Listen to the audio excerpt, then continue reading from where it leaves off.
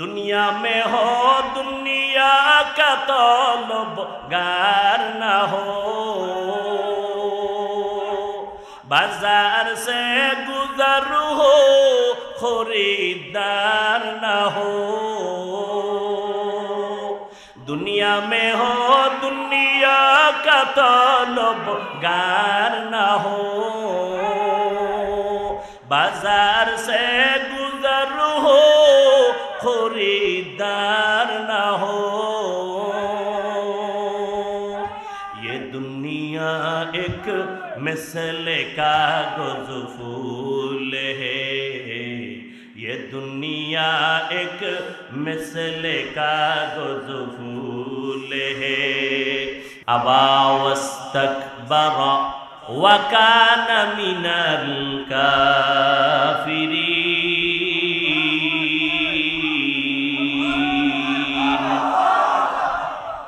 इब्लिस सिजदा करे নাই। আল্লাহ তাআলা বললেন, ইবলিস তুমি সিজদা কেন করলা না? ইবলিস বলে, আল্লাহ আমার গায়ের জোরে আমি করি নাই, বিষয়টা এমন না। বলে আমি না করার পেছনে আমার যুক্তি আছে, আমার যুক্তিতে মিলে না, এই জন্য আমি ইবলিস আদমের সিজদা করি নাই। ভালো করে আবার রিপিট করলাম, জিন শ্রেষ্ঠ না, নূরের সৃষ্টি ফেরেশতারা শ্রেষ্ঠ না, একমাত্র শ্রেষ্ঠ কারা? মানুষ। এই সিদ্ধান্ত কার? আল্লাহ। স্থায়ী না অস্থায়ী? মানে নাই কে? ইবলিস। গায়ের জোরে না যুক্তির ব্যানারে? যুক্তির ব্যানারে। কি যুক্তি? খালাকতানি মিন নার ওয়া খালাকতাহু মিন তিন। আল্লাহর কাছে যুক্তি পেশ করলো যে আল্লাহ আমাকে বানাইছেন আগুনের দ্বারা আর আদমকে বানাইছেন মাটির দ্বারা। আগুনের গতি উপরে, মাটির গতি হলো নিচে। আদম আমাকে সিজদা করবে, এটাই যুক্তি। আমি কেন নত হইয়া আদমের সিজদা করব? খেয়াল করেন, ইবলিসের যুক্তিটা একেবারে ফেলে দেওয়ার মতো না, মোটামুটি একটা যুক্তিযুক্ত কথা। কিন্তু এখানে কারবার, এখানে সম্পর্ক মালিক আর গোলাম, গোলাম আর মালিকের সম্পর্কের মাঝে মালিক যা বলবে গোলাম তা মানবে, বুঝে আসুক আর না আসুক, প্রশ্ন করাটাই হলো চূড়ান্ত বেয়াদবি। লিকুল্লি শাইইন জিনাতুন ফিল ওয়ারা ওয়া জিনাতুল মারই তামামিল আদাবি আজ খোদা খা হি মে তৌফিক আদব বেআদব মাহরুম গাশত আজ ফজলে রা। আহলুল্লাহ যারা আল্লাহর প্রিয় বান্দা তারা বলেন প্রত্যেকটা জিনিসের একটা সৌন্দর্য আছে। মানুষের সৌন্দর্য হলো আদবের ভেতরে। আদব মানি সুন্নাত অনুযায়ী চলো, আদব মানি আখলাক ঠিক করে চলো, আদর্শের সাথে চলো। মানুষ যারা আদর্শওয়ালা, এই মানুষগুলোর চলাফেরার সীমাবদ্ধতা আছে, এদের কথা বলার সীমাবদ্ধতা আছে। যাদের মধ্যে আদব নাই, এদের কথা বলার সীমাবদ্ধতা নাই। মালিক বলেছেন সিজদা কর, ইবলিস সিজদা করে নাই। আল্লাহ বলেন যুক্তি কেন দিলি? মালিকের সামনে গোলামের কোনো যুক্তি চলে না। বেয়াদবি কেন করেছো? ফাখরুজ, আমার দরবার থেকে বের হয়ে যাও। এরে নবীর উম্মত, আল্লাহ তাআলা স্থায়ীভাবে সিদ্ধান্ত দিয়েছেন নূরের সৃষ্টি ফেরেশতারাও শ্রেষ্ঠ না, একমাত্র মাটির সৃষ্টি মানুষ হলো শ্রেষ্ঠ। আবার জিজ্ঞাসা করি সিদ্ধান্তটা কার? ওয়ালাকাদ কাররামনা বানি আদম ওয়া হামালনাহুম ফিল বাররি ওয়াল বাহরি ওয়া রাযাকনাহুম মিনাত তাইয়্যিবাত ওয়া ফাদ্দালনাহুম আলা কাসীরিন মিম্মান খালাকনা তাফদীলা। আল্লাহ তাআলা বলেন, আমি বনি আদমকে সৃষ্টির শ্রেষ্ঠ মর্যাদা দান করেছি। আমি আল্লাহ জমিনের উপরে চলার মতো ব্যবস্থাও করেছি, পানির মধ্যে চলার মতো ব্যবস্থাও আমি আল্লাহ করে দিয়েছি। এরে দুনিয়ার মানুষ, আমি আল্লাহ সমস্ত প্রাণীর খানার ব্যবস্থাও করেছি। রাস্তার কুকুরেরও খানা দিই আমি আল্লাহ, গর্তের পিপিলিকার খানার আয়োজন করি আমি আল্লাহ, জঙ্গলের ভেতরে হাজারো লাখো প্রাণী খানার ব্যবস্থা করেন আমার আল্লাহ, নদীর ভেতরে সমুদ্রের ভেতরে হাজারো লাখো কোটি ধরনের মাছ খানার আয়োজন করেন আমার আল্লাহ। আল্লাহ তাআলা বলেন, আমি মানুষেরও খানার আয়োজন করি, তবে মানুষের খানাটা পশুর খানার মতো না। আমি আল্লাহ মানুষের জন্য জমিনের মধ্যে শ্রেষ্ঠ এবং পিওর এবং পবিত্র খানার আয়োজন করে ফেলেছি। ও মানুষ, আমি তোমাকে বড় আদর করে বানিয়েছি। মানুষ, তোমাকে আমি আল্লাহ সর্বশ্রেষ্ঠ মর্যাদা দান করেছি। এমন মর্যাদা আমি নূরের সৃষ্টি ফেরেশতাকেও দেই নাই, জিনেরও আমি আল্লাহ দেই নাই। ও মানুষ, আমি আল্লাহ তোমাকে এত মর্যাদা দান করেছি, এই মর্যাদা জমিনে আমি আর কোনো প্রাণীকে দান করি নাই। তোমার এই মর্যাদা যদি তুমি ধরে রাখতে চাও, আমি আল্লাহ সেই জন্য দুইটা ব্যবস্থাও দিলাম। এই মানুষ, তোমার এই মর্যাদা যেন নষ্ট হয়ে না যায়। যদি ধরে রাখতে পারো, দুনিয়ায় তুমি হবে বাদশাহ। এই আল্লাহর দেওয়া শ্রেষ্ঠত্ব যদি তুমি ধরে রাখতে চাও, জমিনেও তুমি দামি, আখিরাতেও তুমি বিনা হিসাবে জান্নাতি। ও বান্দা, আমি আল্লাহই তোমার সম্মান দিলাম, পবিত্র খানার আয়োজন করলাম। আমি আল্লাহ সব মাখলুক তোমার গোলাম বানায় দিলাম। ক্বালান নবিয়্যু সাল্লাল্লাহু আলাইহি ওয়া আলিহি ওয়াসাল্লাম, আদ-দুনিয়া খুলিকাত লাকুম ওয়া আন্নাকুম খুলিকতুম লিল আখিরাহ। পয়গম্বর বলেন, হে উম্মত, আমি আল্লাহ গোটা দুনিয়া তোমার গোলাম বানায় দিয়েছি, আর তোমার মতো মানুষটাকে আমি আল্লাহর গোলাম বানিয়েছি। সারা দুনিয়া আমাদের গোলাম। আমরা কার গোলাম? দুনিয়া আমার জন্য বানানো হয়েছে, আমাকে দুনিয়ার জন্য বানানো হয় নাই। আমাকে আল্লাহ বানাইছেন আল্লাহর গোলামি করার জন্য। আমরা আল্লাহর গোলামি করব, দুনিয়ার সব আমার গোলামি করবে। দুনিয়া আমাকে খুঁজবে, আমি আমার আল্লাহকে খুঁজব। কিন্তু দুঃখ ভরা ক্লান্ত হৃদয়, এর যুবক, আজকে পিপিলিকা না খাইয়া মরে না, জঙ্গলের প্রাণী না খাইয়া মরে না, ওই উড়ন্ত পাখিটাও সারাদিন খোলা আসমানের মধ্যে উড়িয়াও না খাইয়া মরে না, কোটি কোটি প্রাণী নদীর মধ্যে না খাইয়া মরে না। ও বান্দা, একটা টিকটিকি দেখবা দেওয়ালে দেওয়ালে দৌড়ায়, টিকটিকি আছে না? এই একটা টিকটিকির রিজিক কি? বলে এক ধরনের পোকা আছে, ওই পোকাগুলো উড়ে ওরা ধইরা নিয়ে খায়। আল্লাহ পাক রব্বুল আলামিন সব প্রাণীর খানার আয়োজন করেছেন। একটা পিপিলিকাও না খাইয়া কষ্ট পায় না, একটা কুকুর না খাইয়াও কষ্ট পায় না, একটা পশু না খেয়ে কষ্ট পায় না। আমরা আশরাফুল মাখলুকাত মানুষ, আমরা কেন না খাইয়া কষ্ট পাই? এর একমাত্র কারণ, ওরা কেন কষ্ট পায় না? ওরা না পাওয়ার কারণ, ওদেরকে যেই ডিউটি আল্লাহ দিয়েছেন, সব প্রাণীরা ওই ডিউটি ঠিক মতো করে, এজন্য খানাও টাইম মতো পায়। আর আমরা মানুষ হইয়া সব জানি, সব দেখি, সব বুঝি, এরপরও রবের ডিউটি ঠিক মতো করি না। এই কারণে আমরাও টাইম মতো খানাটা পাই না। हकीकत से तू दुनिया बेखबर है, दुनिया की नुमाइश पर नजर है। नमी गुयम के आज दुनिया जुदा बाश, बहारुकारी के बाशिबा খোদাবাস। আল্লাহ তাআলা বলেন, আমি মানুষকে সৃষ্টির শ্রেষ্ঠ মর্যাদা দান করেছি এবং এই মর্যাদা ধরে রাখার জন্য আমি দুইটা ব্যবস্থাও দিয়েছি। এক ব্যবস্থার নাম হলো রিজালুল্লাহ, দ্বিতীয় ব্যবস্থার নাম হলো কিতাবুল্লাহ। আল্লাহ তাআলা মানুষের শ্রেষ্ঠত্ব ধরে রাখার জন্য দুইটা ব্যবস্থা দিয়েছে। এক হলো আল্লাহর প্রতিনিধি দল, দ্বিতীয় ব্যবস্থার নাম হলো আল্লাহর দেওয়া কিতাব।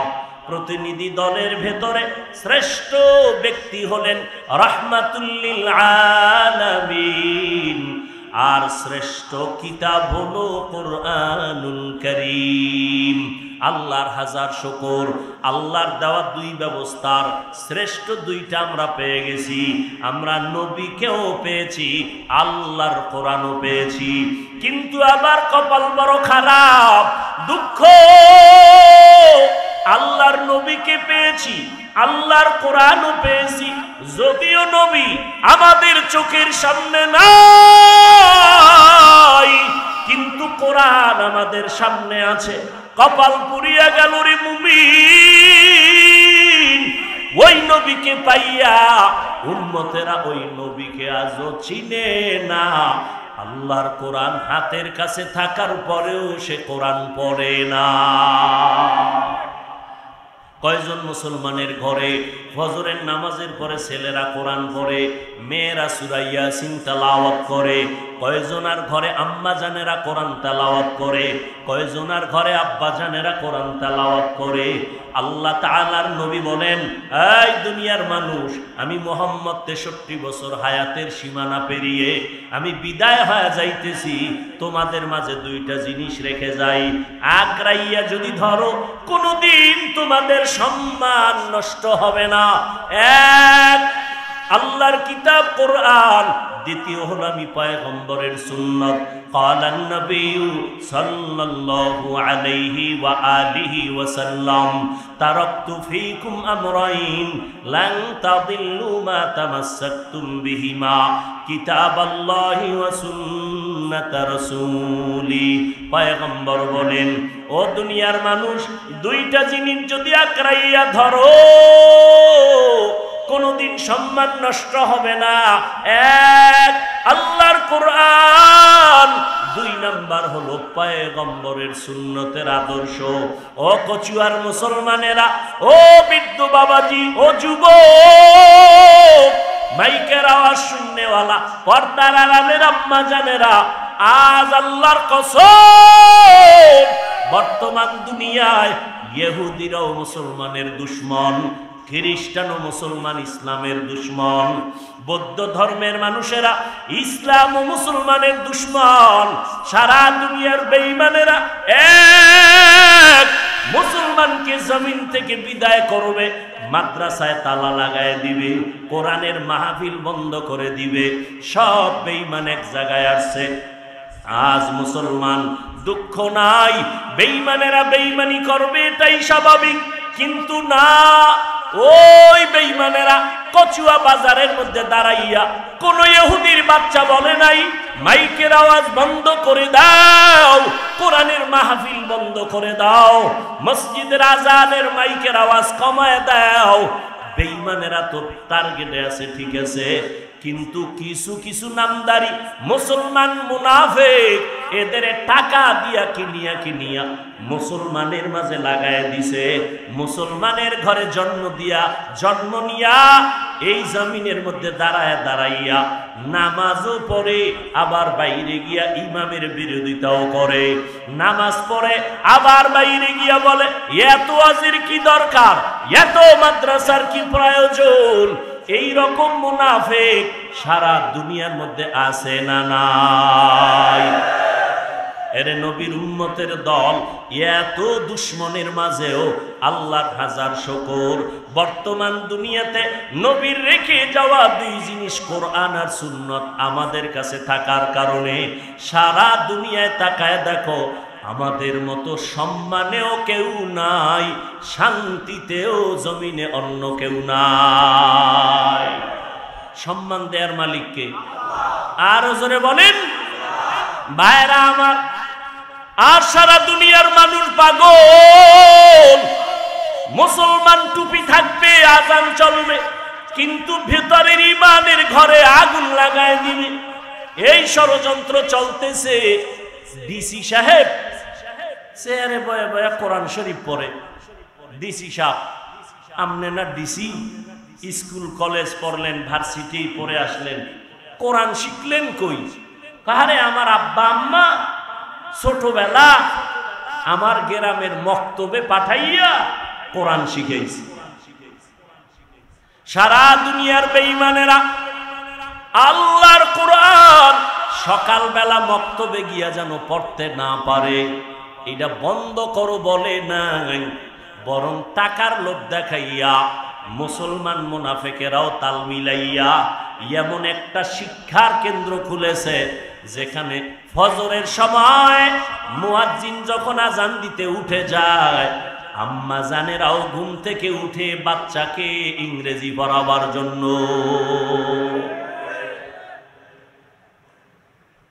ওরে নবীর উম্মত, মক্তবে যেন বাচ্চাগুলো যেতে না পারে। এরপরও যাদের ইমান তাজা তারা তো দেয় না, মক্তবে পড়তেই হবে, কোরআন শিখানো লাগবে। এখন এদেরকে ভুলানোর জন্য বই ফ্রি দেয়, টাকা পর্যন্ত দেয়, দেয়নি? দেয়। কিন্তু আল্লাহ কয়, এই মুসলমান, বেঈমানের চালাকিতে তোমরা পেরেশান হইও না, আমি আল্লাহ তোমাদেরকেই বিজয় দান করব।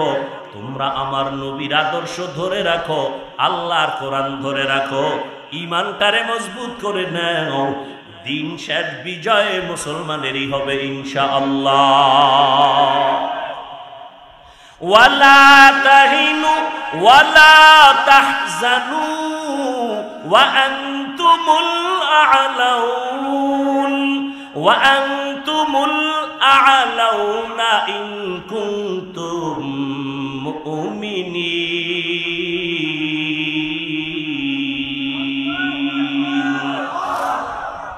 আল্লাহ বলেন, ও মুমিন, তোমাদের কোনো ভয় নাই, তোমাদের কোনো পেরেশানি নাই, ইনশাআল্লাহ তোমাদের বিজয় হবে আল্লাহ চাইলে, যদি ইমানটারে মজবুত করে নিতে পারো।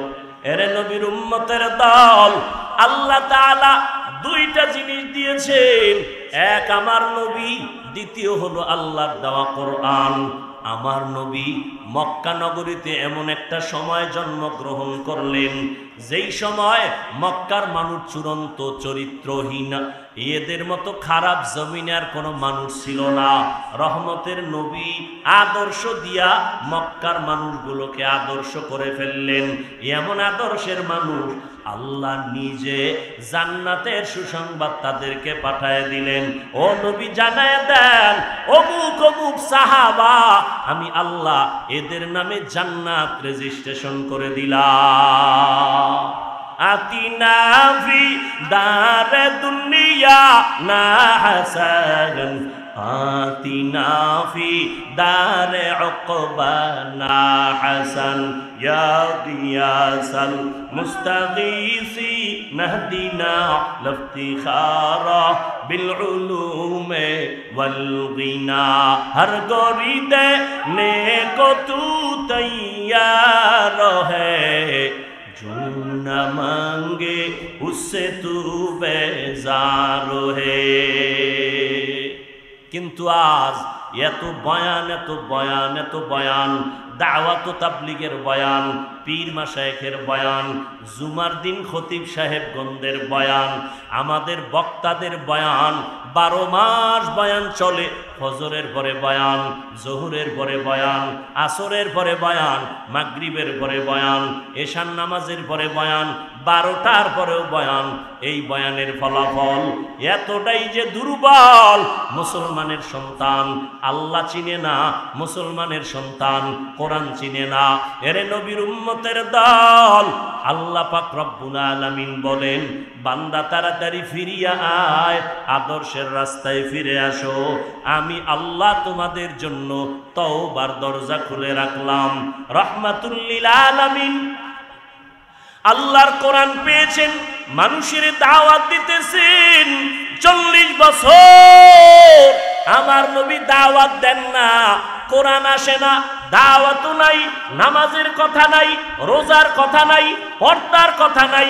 দীর্ঘ 40 বছর পরে আল্লাহ কোরআন যখন অবতীর্ণ করলেন, আমার নবীর দাওয়াত শুরু হয়ে গেল।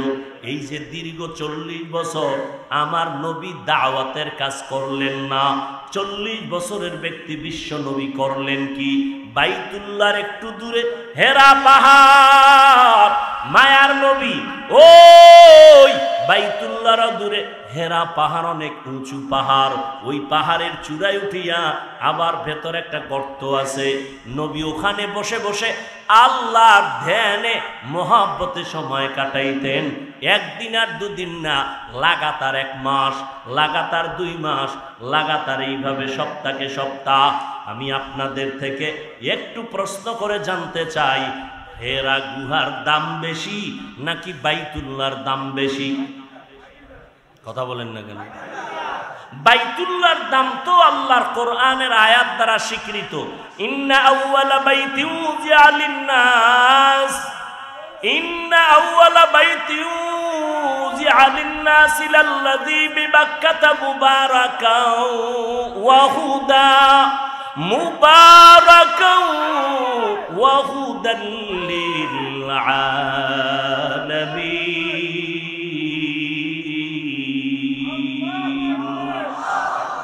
আল্লাহ তাআলা বলেন, এই জমিন নামক পৃথিবীটা আমি বানানোর পর আমি আল্লাহ জমিনে কোনো বাসিন্দা পাঠাই নাই। জমিনটা বানাইয়া আমি প্রথম একটা ঘর নির্মাণ করলাম, বাইতুল্লাহ। বাক্কা নগরীর মধ্যে এমন একটা ঘর, হেদায়াতের ঘর, ইবাদতের ঘর। আল্লাহ বসবাসের ঘর বানান নাই। আল্লাহ জমিনটা তৈরি করে বাসিন্দা পাঠাবার আগে ঘর বানাইলেন বাইতুল্লাহ। বুঝে থাকলে বলেন, বসবাসের ঘর নাকি ইবাদতের ঘর? বসবাসের ঘর না বানাইয়া ইবাদতের ঘর বানাইলেন কেন? আল্লাহ বলেন, পৃথিবী নামক গ্রহের চিফ গেস্ট মানুষ, আর আমি মানুষ পাঠাবো ইবাদতের জন্য। অতএব আমি আগে ইবাদতের ঘর বানায় দিলাম, বসবাসের ঘর বানাই নাই। কেন? দুনিয়ায় মানুষ করবে ইবাদত, বসবাস করবে জান্নাত। বসবাস কোথায়? জান্নাত। দুনিয়া হলো ইবাদতের ঘর। এজন্য রহমতুল লিল আলামিনের বরকতে জমিনের যে কোনো জায়গায় সিজদা করো, সাথে সাথে কবুল। সিজদা বান্দা জমিনে করে না। আস-সাজিদু ইয়াসজুদু আলা কাদামির রহমান। বান্দা যখন শরীরের শ্রেষ্ঠ জায়গা কপাল মাটিতে লুটাইয়া দেয় সিজদায়, রব্বে কারীম সাথে সাথে কপালটার নিচে কুদরতের পা ঢুকায় দেয়। কপাল মাটিতে লাগায় না। আল্লাহ পাক এই জমিন ইবাদতের জন্য বানাইছেন, এজন্য আগে ঘর বানাইছেন বাইতুল্লাহ। আবার জিজ্ঞাসা করি, বাইতুল্লাহর দাম বেশি না হেরা পাহাড়ের দাম বেশি? সবাই একমত? যেই বাইতুল্লাহ 1 রাকাত নামাজ 1 লক্ষ রাকাত নামাজের সওয়াব, বাইতুল্লাহর এমন দাম। এই কচুয়া বড় মসজিদটাও আমার আল্লাহর ঘর। বাইতুল মুকাররম জাতীয় মসজিদ ঢাকার মধ্যে, এটাও আল্লাহর ঘর। জমিনের সব মসজিদগুলো কার ঘর? কিন্তু বাইতুল্লাহর এত দাম কেন? বলে ওটা আল্লাহর রহমত বন্টন হওয়ার, নাজিল হওয়ার সেন্টার, এজন্য ওটার এত দাম। বড় মসজিদ কসুয়া এত সুন্দর পাথর দিয়া বানাইলো। কেউ যদি তাকাইয়া তাকাইয়া বড় মসজিদের সুন্দর টাইলস গুলো দেখে, জানালাগুলো দেখে, মিনারা দেখে, আল্লাহর কসম একটা সওয়াব আমল নামায় আসবে না। কিন্তু বাইতুল্লাহ এমন ঘর, বান্দা যতক্ষণ আল্লাহর ঘরের দিকে তাকায় থাকবে ততক্ষণ সওয়াব লেখা হবে। তাহলে আমরা বুঝলাম বাইতুল্লাহর দাম বেশি, হেরা পাহাড়ের দাম বেশি। এবার প্রশ্ন ওলামায়ে কেরামদের কাছে আর শিক্ষিত জ্ঞানী যারা তাদের কাছে, বাইতুল্লাহর দাম কোরআনের আয়াত দ্বারা স্বীকৃত হেরা পাহাড়ের তুলনায়, কিন্তু রহমতের নবী হেরা পাহাড়ে গিয়ে সপ্তাহে সপ্তাহ মাসকে মাস বাইতুল্লায় না পড়ে ওই পাহাড়ের জঙ্গলের পাহাড়ে ওই গর্তের মধ্যে ঢুকে আল্লাহর রাসূল দীর্ঘ সময় আল্লাহর ধ্যানে সময় কাটাইলেন কেন? দামি বাইতুল্লাহ ছেড়ে। এই প্রশ্নের জবাব আমার সোনার বাংলাদেশের অধিকাংশ আলেম ওলামারা না জানার কারণে পীর মাশায়েখ আল্লাহওয়ালাদের দরবার আর খানেকার বিরুদ্ধে কথা বলে। পীর মাশায়েখের বিরুদ্ধে, দরবারের বিরুদ্ধে, খানেকার বিরুদ্ধে কথা বলে তারা, যারা এই কথা বুঝে না যে রাসূল বাইতুল্লাহর এত দামি জায়গা ছেড়ে হেরা পাহাড়ে নির্জনে জঙ্গলে গর্তের মধ্যে রাসূল আল্লাহর ধ্যানে সময় কাটাতেন। কারণ কি?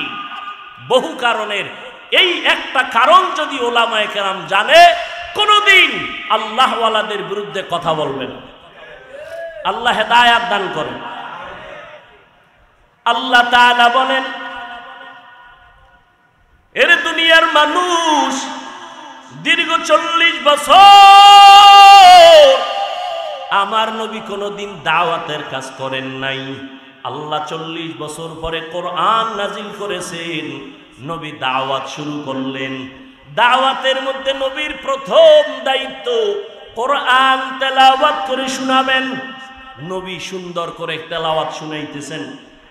নবীর যারা দুশ্মন জানের, Abu Jahl, Utba, Shaiba, Mughira, Walid ibn Mughira নবীর সারা দিন গালি দেয়। রাতের আধারে রাসূলের ঘরের কিনারায় চুপি চুপি রহমতের নবীর জবানের কোরআন তেলাওয়াত শুনে,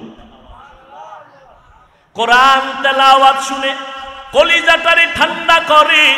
কারণ নবীর জবানের তেলাওয়াত এত সুন্দর।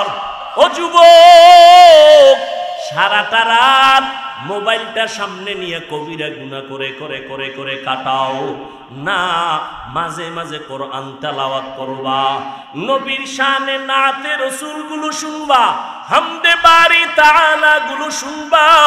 ও মুসলমান, যতই চালাকি করো, আল্লাহর বিধানকে লঙ্ঘন করে যতই সামনে আগাবা, তোমার বিপদ আসতেছে মনে মনে ভাবিও না। ওই ফিলিস্তিনের জমিনে মুসলমানের উপরে হামলা, মায়ের সামনে সন্তানের বিদায় দেওয়া হয়, সন্তানের সামনে মাকে জবাই করা হয়। ওরা শুধু ফিলিস্তিনের উপরে আক্রমণ করে ক্ষান্ত না, সব বেঈমানেরা টার্গেটে আছে, জমিনের সব মুসলমানের উপরে আক্রমণ করবে। উম্মতের দল, এই জন্য এখন থেকে তৈরি হয়ে যাও। ফিলিস্তিনের এক বাবা মানুষের মিষ্টি খাওয়ায় আনন্দ করে। সাংবাদিক প্রশ্ন করলো, এই ফিলিস্তিনের বাবা, আপনি মিষ্টি খাওয়াইতেছেন, আনন্দিত কেন? কয়, আমার সন্তান বেঈমানের মোকাবেলায় শাহাদাতের পিয়ালা পান করে জান্নাতে গেছে, আমি খুশি হয়েছি, আমিও তৈরি হয়ে আছি, আমিও এই পথেই জান্নাতে যাব। दुनिया में हो दुनिया का तलबगार ना हो, बाजार से गुजर हो खरीदार ना हो। दुनिया में हो दुनिया का तलबगार ना हो, बाजार से गुजर हो खरीदार ना हो। ये दुनिया एक मिसल कागज फूल है, ये दुनिया एक मिसल कागज फूल है। जिंदगी में बंदगी तू कर नहीं, जिंदगी में बंदगी तू कर नहीं, जिंदगी बे बंदगी शर्मिंदा है, जिंदगी बे बंदगी शर्मिंदा है। খারাপ লাগে আপনাদের? আর একটু সামনে আগাই, আল্লাহ সবাইকে কবুল করেন। আল্লাহর নবী তেলাওয়াত চালায় দিলেন, কোরআনের তেলাওয়াত। নবী বলেন এক আল্লাহর ইবাদত করো, আবার বলে রহমানের ইবাদত করো। মুশরিক বেঈমানেরা কয়, ও আব্দুল্লাহর সন্তান, একবার বলো আল্লাহর ইবাদত করব, আবার বলো রহমানের ইবাদত করব। বলো তোমার আল্লাহ কি একজন নাকি একাধিক? বলে আমার আল্লাহ এক। তো একবার বলো আল্লাহর ইবাদত করব, আর একবার বলো রহমানের ইবাদত করব। মানির রহমান, রহমানের পরিচয়টা দাও। আমার আল্লাহর নবী বলেন অপেক্ষায় থাক, আমার আল্লাহ জবাব দিবে, আমি জবাব পৌঁছায় দিব। আমার আল্লাহ রহমতের নবীর কাছে রহমানের পরিচয় দিয়া আর রহমান সূরাটা নাজিল করে বলেন, ও নবী জানায় দেন আমি রহমানের পরিচয়টা বলে দেন। আর রহমান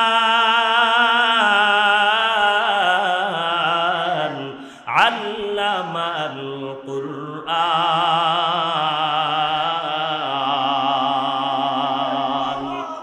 রহমান হলেন তিনি, কোরআন শিক্ষা দিয়েছেন যিনি। খলাকাল ইনসান, রহমান হলেন তিনি, মানুষ সৃষ্টি করলেন যিনি। আল্লাহ বলেন আমি আগে কোরআন শিখাইয়া এরপরে মানুষ বানিয়েছি। বাস্তবে দেখি না, আমরা আগে সৃষ্টি হয়েছি, তারপরে কোরআন শিখেছি।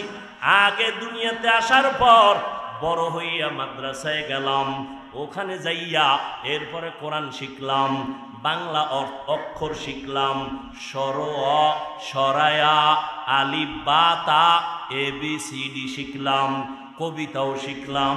সেই ছোটবেলা মাদ্রাসায় যাইয়া কোরআন শিখলাম, সেখানে আমগো বাংলাও ছিল, আরবিও ছিল, ইংরেজিও ছিল, এখনো আছে, কিন্তু এখন পাঠ হয়ে গেছে। একটা সন্তান, ওই সময় আমরা কত সুন্দর পড়া পড়তাম, মানুষের কলিজা ঠান্ডা হয়ে যেত। সরোয়া পড়তাম, সরোয়াতে পড়তাম ওযু, সরায়াতে পড়তাম আল্লাহ।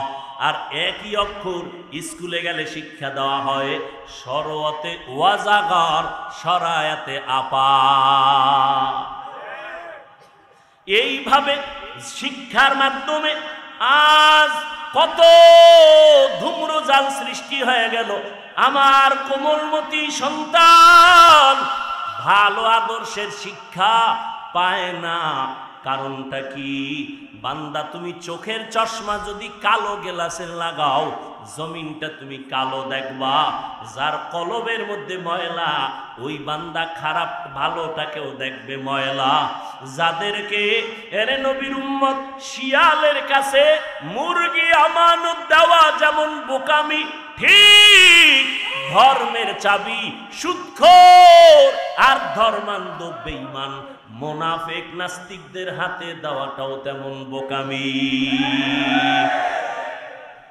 ভাইরা আমার, আল্লাহর কাছে চোখের পানি ছেড়ে দোয়া করো, কারণ আল্লাহ তাআলার ওয়াদা, মুসলমান আল্লাহর গোলামি করার জন্য বানাইছেন। ওই মানুষগুলো যদি আল্লাহর গোলামি বাদ দিয়া মানুষের গোলাম হয়, তখন আমার আল্লাহ বেঈমানের হাতে পাওয়ার দিয়ে দিবে মুসলমানের পিটাবার জন্য। আল্লাহ মুসলমানের শাস্তি দেওয়ার জন্য বেঈমানের হাতে পাওয়ার দিয়ে দিবে। কেন?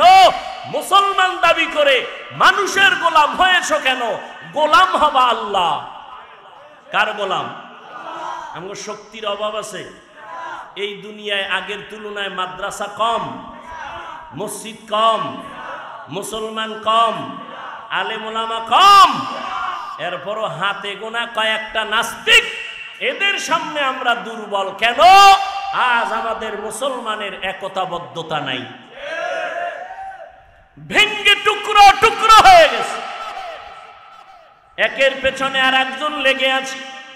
নিচে নামাবার প্রহরী হইয়া কাজ করতেছি, কে মুসলমান উপরে উঠবে এটা নিয়েও কোনো চিন্তা নাই। গীবত শেখায়াত করে করে করে করে জীবনটারে ভারী করে ফেলেছে। অথচ মুসলমান, তোমার ইমানের পাওয়ার তাওহীদের পাওয়ার নিয়ে যদি আগাও, আল্লাহ তাআলা ৩১৩ জনকে হাজার বেঈমানের মোকাবেলায় বিজয় দিয়েছেন। ওই আল্লাহ এখনো আছে না? না।